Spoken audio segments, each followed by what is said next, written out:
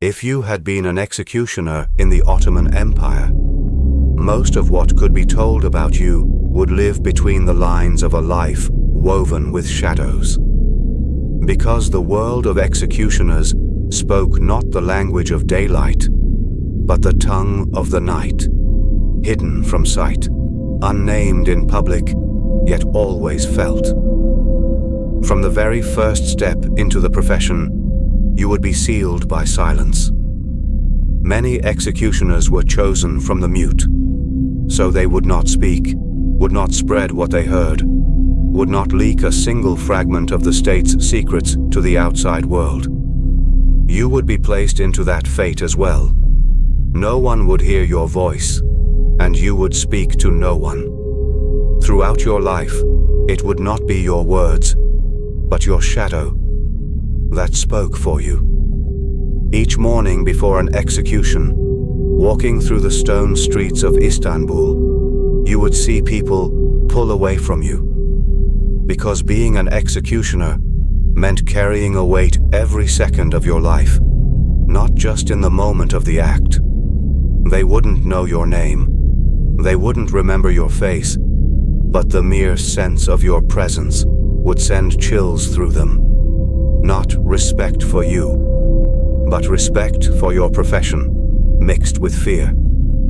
You would see it as a profession. Dark, yes, but with a strict order and an unbreakable discipline. The state would decide. You, on the other hand, would be the hand that carried out the decision, a loyal servant of the command.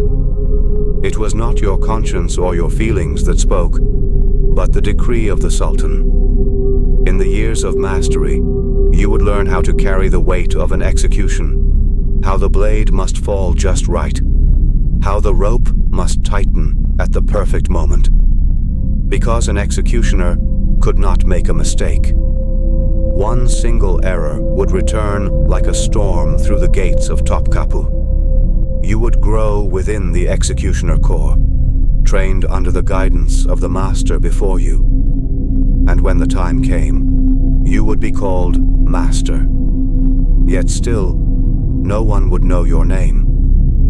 Only those who understood the craft would whisper about you, remembering not your face, but your silhouette. Your earnings would be generous for that era.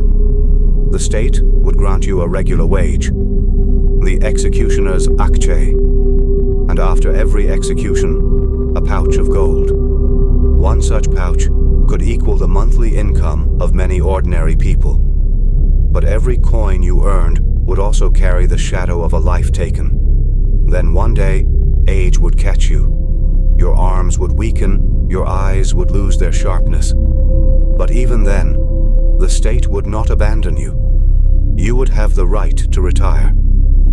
Some executioners stepped aside due to old age. Others simply could not bear the weight of what they had done and repented. Yet the state still granted them stipends.